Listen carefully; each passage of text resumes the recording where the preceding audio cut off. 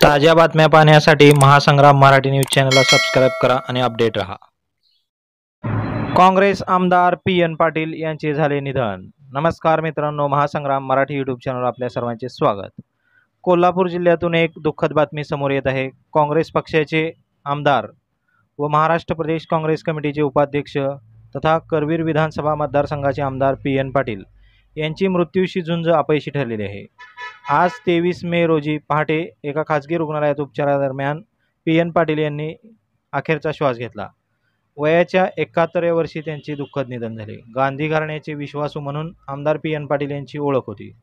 माजी मुख्यमंत्री स्वर्गीय विलासराव देशमुख यांचे खंदे समर्थक म्हणूनही पी.एन. पाटील यांची ओळख होती। पी.एन. पाटील यांच्यावर रविवारी सकाळी बाथरूममध्ये पाय घसरून पडल्यानंतर गेल्या 4 दिवसांपासून उपचार सुरू होते। त्यांच्या डोक्याला गंभीर दुखापत झाली होती, त्यामुळे त्यांच्यावर उपचार सुरू असतानाच त्यांची प्राणज्योत मालवली आहे। दरम्यान जिल्हा काँग्रेसकडून देण्यात आलेल्या माहितीनुसार आज 23 मे रोजी सकाळी 10 वाजता आमदार पी.एन. पाटील यांचे पार्थिव जिल्हा काँग्रेस कमिटीमध्ये अंत्यदर्शन करण्यासाठी ठेवण्यात येणार आहे। त्यानंतर सकाळी 11 वाजता त्यांचे पार्थिव मूळ गावी सडोली खालसा येथे नेण्यात येणार आहे। सडोली खालसामध्येच त्यांच्यावर अंत्यसंस्कार केले जाणार आहेत।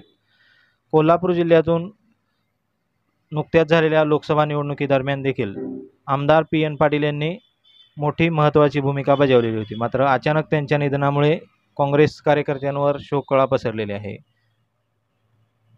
आपण जर हा व्हिडिओ यूट्यूबवर पाहत असाल तर आमच्या चॅनलला सबस्क्राईब करा आणि फेसबुकवर पाहत असाल तर चॅनलच्या पेजला फॉलो करायला विसरू नका।